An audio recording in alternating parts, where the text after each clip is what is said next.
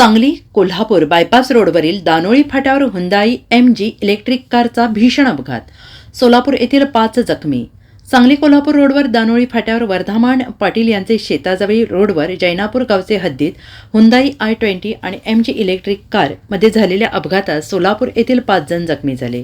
प्रवीण काशीनाथ रुईकर वय वर्ष 36, शशांक मन्मथ कोणापुरे वय वर्ष 34, ओंकार दत्तात्रय बेलपवार वय वर्ष 30, सिद्धेश संजय मगर वय वर्ष 25, रोहन दिलीप शिंदे वय वर्ष 38, राहणार सगळे सोलापूर, जिल्हा सोलापूर अशी जखमींची नावे आहेत.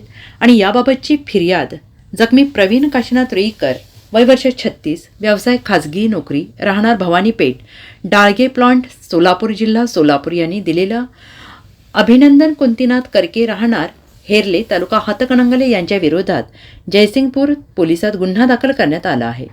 याबाबत अधिक माहिती अशी की सोमवार दिनांक 27 जानेवारी रोजी रात्री 1:15च्या सुमारास कोल्हापूर सांगली बायपास रोडवर दानोळी फाट्यावर वर्धमान पाटील यांच्या शेताजवळ रोडवर जैनापूर गावचे हद्दीत यातील आरोपी अभिनंदन करके हे आपल्या ताब्यातील MG 25 EV electric car number MH51N 7788 ने समोरील वाहनास ओव्हरटेक करण्याच्या प्रयत्नात रॉंग साईडने येऊन निष्काळजीपणाने रस्त्याच्या परिस्थितीकडे पूर्णपणे दुर्लक्ष करून चालवून फिर्यादी प्रवीण रुईकर आणि त्याचे मित्र सिद्धेश, रोहन अशांना किरकोळ जखमी करून मित्र शशांक आणि ओंकार अशांना गंभीर करण्यास तसेच आरोपीत याच्या गाडीतील 4 इसमांना जखमी करण्यास आणि फिर्यादी आणि आरोपी यांच्या दोन्ही गाड्यांचं मोठं नुकसान करण्यास कारणीभूत असल्याची फिर्याद यातील जखमी प्रवीण रुईकर यांनी दिली.